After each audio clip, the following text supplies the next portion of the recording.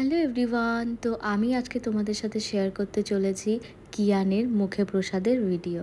তো আজকে ছিল কিয়ানের মুখে প্রসাদ। আমাদের যেহেতু মানসিক করা ছিল, তো কালী পুজোর পরেই কিন্তু আমাদের মুখে প্রসাদ হওয়ার কথা ছিল। তো ওর মুখে প্রসাদ দিতে আমরা চলে গেছিলাম কল্যাণী হংসেশ্বরী মন্দিরে।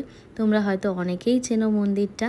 তো যাই হোক, যথারীতি সকাল সকাল আমরা বেরিয়ে পড়েছি। আর হ্যাঁ, আগে থেকে কিন্তু মন্দিরে অবশ্যই তোমাদেরকে বলে রাখতে হবে মুখে প্রসাদ দিলে।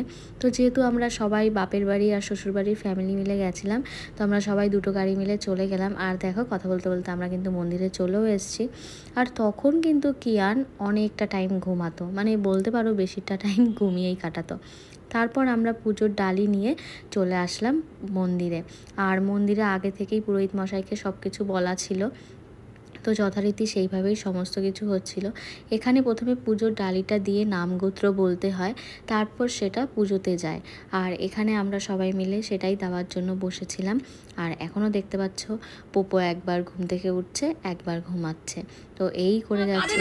যাই হোক, তারপর ব্রাহ্মণ এসে পোপোকে কিন্তু প্রথমে মুখে প্রসাদ দিয়ে দিল, মানে যেটা মায়ের সন্দেশ হয় সেটা হয়ে যাওয়ার পরে কিন্তু আমরা একটুখানি ফুল ওর মাথার টোপর দিয়ে ছবি তুলে নিচ্ছিলাম। যদিও ওই টোপরটা কিন্তু ওর মাথার সাইজের একদমই ছিল না, তখনও ব্যাটা ঘুমিয়েই ছিল।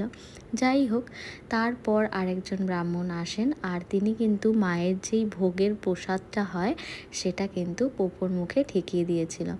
আর স্যার তো কেঁদেই যাচ্ছেন, আর সেই আওয়াজ তো তোমরা আশা করি পেয়েছো।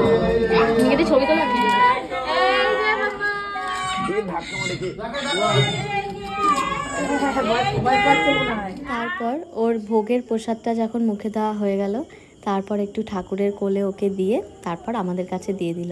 আর দেখেছো কেমন টুপ টুপ করে কিন্তু ও ভাতগুলো খাচ্ছিল। যাই হোক, তারপর এলো আমাদের ভোগ খাওয়ার পালা। আর এখানে কিন্তু মায়ের ভোগে মাছ দেয়, তোমরা কি এই জিনিসটা জানো? যাই হোক, আমাদের ভোগ খাওয়া হয়ে গেল। তারপর আমরা সবাই বাড়ির উদ্দেশ্যে আবার রওনা দিলাম। আর বাচ্চার মা হলে যেটা হয়, হাতে ব্যাগ নিয়ে বাচ্চার সারা দুনিয়ার জিনিসপত্র নিয়ে আমরাও বেরিয়ে পড়লাম। তারপর যেহেতু সারাদিন আজকে জিকোদার কাজ ছিল, জিকোদা প্রথমে আসতে পারেনি, তো লাস্টে কিছুটা টাইম আমাদের সাথে দেখা করতে এসেছিল। তো চলো, আজকের ব্লগটা এই অবধি। দেখা হবে পরের ব্লগে। আজকের ব্লগটা কেমন লাগলো আর আমার এই লুকটা তোমাদের কেমন লেগেছিল অবশ্যই কিন্তু জানিও। তো চলো, আজকের মতো টাটা।